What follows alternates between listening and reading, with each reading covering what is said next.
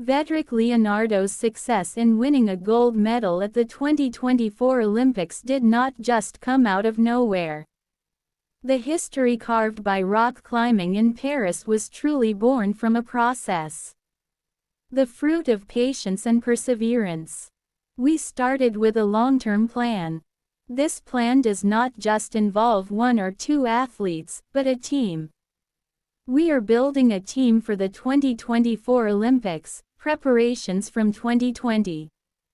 We plan the 2024 Paris Olympics as the short term, the 2028 Los Angeles Olympics in the medium term, and the long term towards a gold in Indonesia in 2045. This coincides with the 2044 Olympics. And in 2045, Indonesia will be 100 years old. Whoever the team is, at least we have built the blueprint, we have also built the ecosystem. If the system has been built, God willing, whoever is on the team will run according to the system. So far, in general, sports in Indonesia have only been polarized towards one of the top athletes, not towards how the sports system can produce athletes with high quality. Not just one or two athletes. On a smaller scale in rock climbing, we want it to be like that. That it doesn't just rely on one or two athletes. We want to build a system that is sustainable and sustainable. Veddriq is one of the athletes in the system. Rock climbing has started to be competed at the 2020 Olympics for the combined event. And in the second edition of the Olympics, Indonesia participated because the speed was separated. Next in Los Angeles, these three categories are planned to be separated.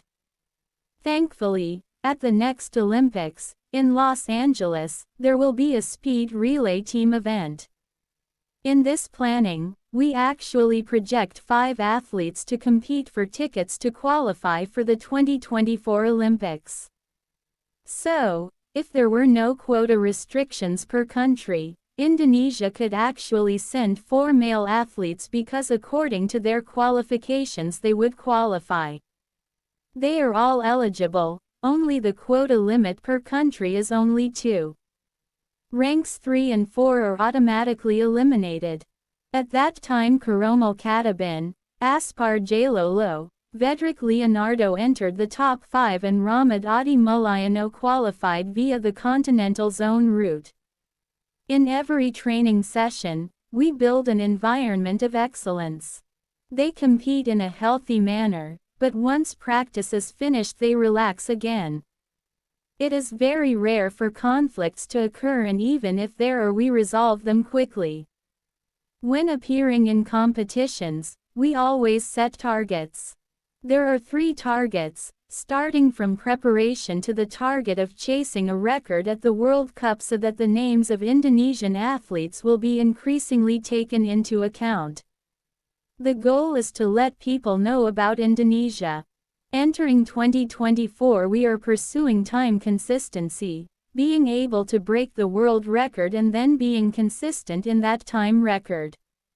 We have prepared these stages for Veddriq Leonardo, for urgent maid Rita Kusuma Dwi so that she is ready to achieve her target at the Olympics.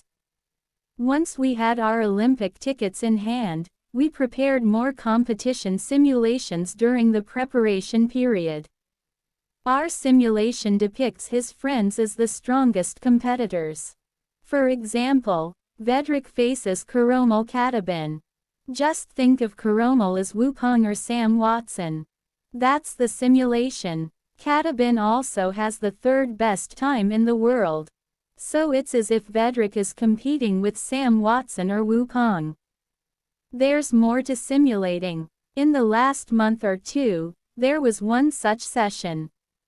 We simulated it. The name was not written as Sam Watson, but we tried to brainwash that it was Sam Watson and this was the Olympics. And they can visualize it because they are used to competing. So the main goal is not to beat Sam Watson or beat other competitors, other Olympians, when we simulate that.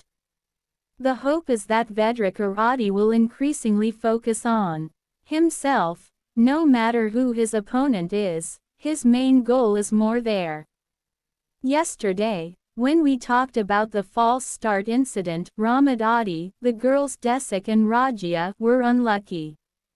It's not that we lack quality, we make our own mistakes and the payoff is expensive.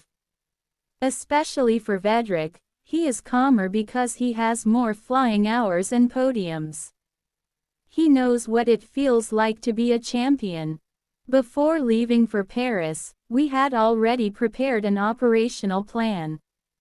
On July 27 we arrived there to prepare for the match on August 5. 2 days after arriving there we tried the training venue.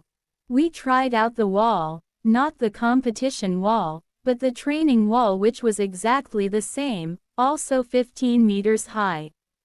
We regularly practice from July 29 to 31. After that, take a 2-day break and then move on to qualifying preparations. Wallahu alam.